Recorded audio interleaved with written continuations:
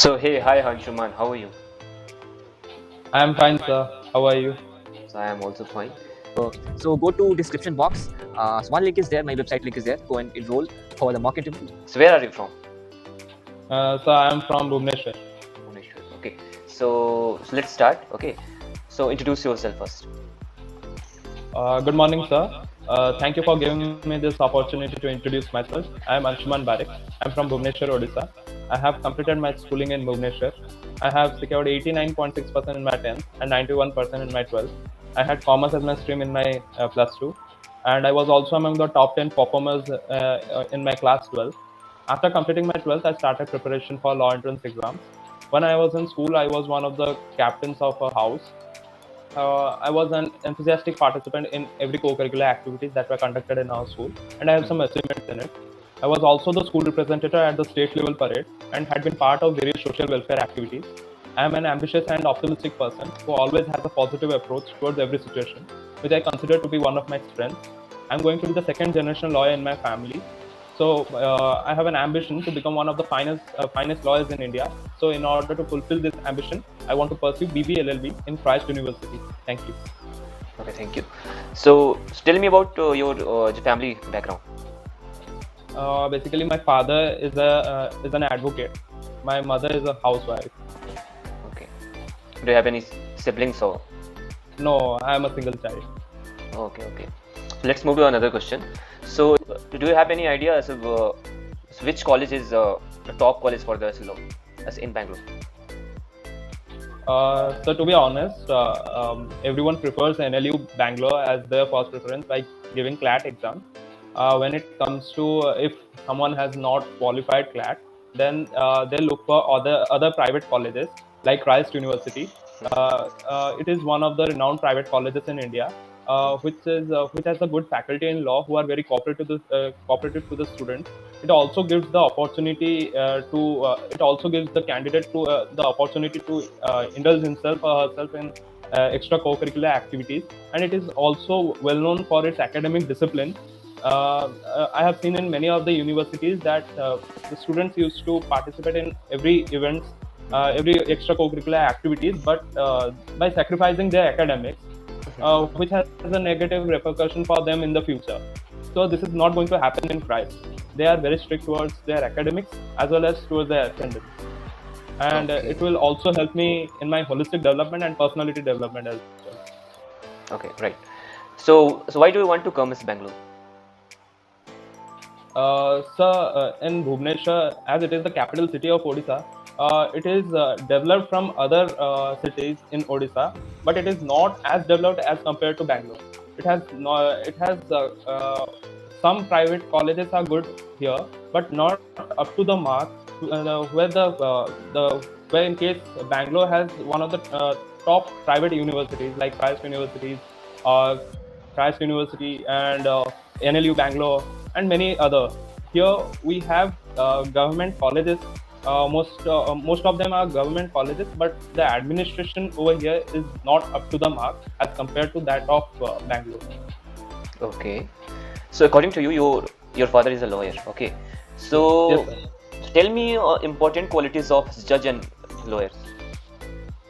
Uh, a judge a judge should be more analytical while listening to the arguments of the lawyer. A lawyer Then a judge needs to be more competent and should have enough experience to deal with the cases. He or she should not interrupt in between the argument, because it automatically means it disturbs the advocate who is presenting his case in the court. A judge needs to be more educationally qualified with a proper knowledge of the legal field. Hmm. And as a lawyer, you need to be more sharper. You should have a good communication skills. You need to have analytical skills and many more, so that you can present your case on behalf of your client in the court very effectively, and so that your client gets the right justice. Okay, right. Very good. So what is the difference between contract and agreement? So all contracts are agreement, but all agreements are not contracts. A contract is an agreement which is carried out between two people. For example, by following the provisions of Indian Contract Act. For example, if A has a contract with B that he would sell 1,000 kgs of sugar to him, Okay. and there is a contract as per the Indian Contract Act. Then, if A deceives from doing it, or A denies from doing the contract, then B can directly approach to the court and file a case against him for not carrying out the contract. But in case of agreement, if A promises B to take him for a movie, then if he deceives from doing that, then B cannot approach to the court, because it's just a conversation and it's not following any of the clauses of the Indian Contract Act. So Okay. this is the difference. Okay, this is the difference of the contract and agreement. Okay, right. So what is the difference between civil and criminal law? Civil law and criminal law. So criminal law basically it deals with the crime that has been committed by a person, and civil law depicts a group of person who are indulged in some of the malicious activities.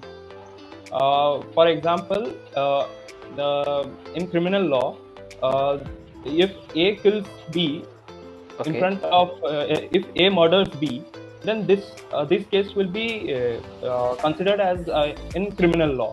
But in civil law, for example, I will give, for example, it's the tort that happens.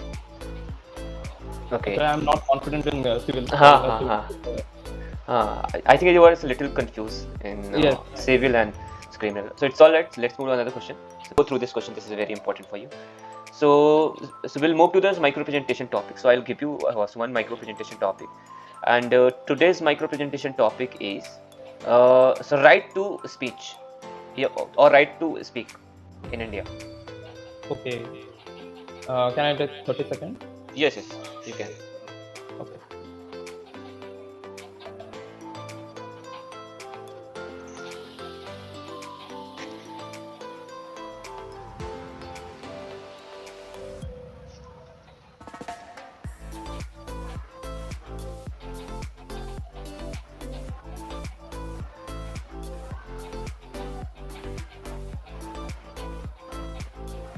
So can I start? Yes, yes, you can. Right to freedom of speech is one of the fundamental rights that has been granted by the Constitution of India. It gives us the opportunity to express ourselves and to give our opinion. It also helps to raise voice against corruption and against exploitation. It gives the opportunity to the minority communities to give their stand about their problems to the authorities. It helps the authorities to be accountable to the people. So, freedom of speech is one of the essential things which is nowadays misused by many of the people because of the social media. We can see recently there are many hate speeches that are just circulating over in the social media, and government is trying to control it because hate speech is something that is that that hampers the growth and development of our nation, and it will create a communal violence and riots in the country, which is creating a negative image in the global level. So, according to me, freedom of speech and expression needs to be used perfectly by every citizen of India, not for just not for something that is affecting the country, but for uh, for the proper development of our nation. Right. So, with this, I would like to end. Thank you. Okay, thank you. So let's move to another one. So tell me something about this Article 370. Article 370 is basically, it gives the special status to the state of Jammu and Kashmir, which has been recently scrapped in 2019 by the central government. Article 370 empowers Jammu and Kashmir as a separate state the Constitution of India will not be applicable in Jammu and Kashmir. They will have their separate party system and their own rules and regulations. So Okay. this is it. So who is the current Chief Justice of India? This is D.Y. Chandrachud. Okay. So who is current President of India? Draupadi Murmu. Tell me, what is the background of Draupadi Murmu? Draupadi Murmu is the first tribal woman president of India. She is also one of the youngest president of India. She belongs to Odisha. She belongs to Santhala tribe. And previously becoming a president, before becoming a president, she was a teacher in a primary school in her village. Okay, really good. Good. So tell me some important point of annual budget 2023. Some important points. Firstly, I will talk about the education. The Pradhan Mantri Vikas Kalyan Yojana 4.0, which is targeting Industry 4.0. This initiative's motive is to train the students in artificial intelligence, robotics, coding, and many more things. The government has also decided to launch a national digital library, which will be easily accessible in every part of the country, so that those students who were affected due to the COVID pandemic, they will able to recover. They will not face the same problem if any kind of epidemic comes in the future. Okay. And secondly, there has been modification in tax slab as well. The people who earn less than 7 lakhs, they will not be liable to pay any tax, which is a great relief for the working professional as well as middle class families. The taxes on cigarettes has been increased by 16%. The fiscal deficit has been fixed at 5.9% for the year 2023-24. And the custom duties on some of the mobile parts, TV parts, and kitchen chimneys has been reduced. The government has also initiated to set up schools for the social and economic upliftment of the tribal societies in the country. Okay, so it's accounting question. So because you are opt for as a BBA LLB, so let's move to this accounting section. So what is the golden rule of accounting? Now, there are 3 types of accounts. That is real account, personal account, and nominal account. Real account debit first comes in, credit what goes out. Then personal account debit what we receive, and credit what we pay. And nominal account debit is the expenses and losses, and credit is the incomes and gains. Okay, so what is the full form of GST? Full form is goods and services tax. Okay, all right. Let's move to some GK and GS questions. So this is the last round as well. So who is the first Prime Minister of India? Pandit Jawaharlal Nehru. Who was the first Vice President of India? Sarvapalli Radhakrishnan. Okay.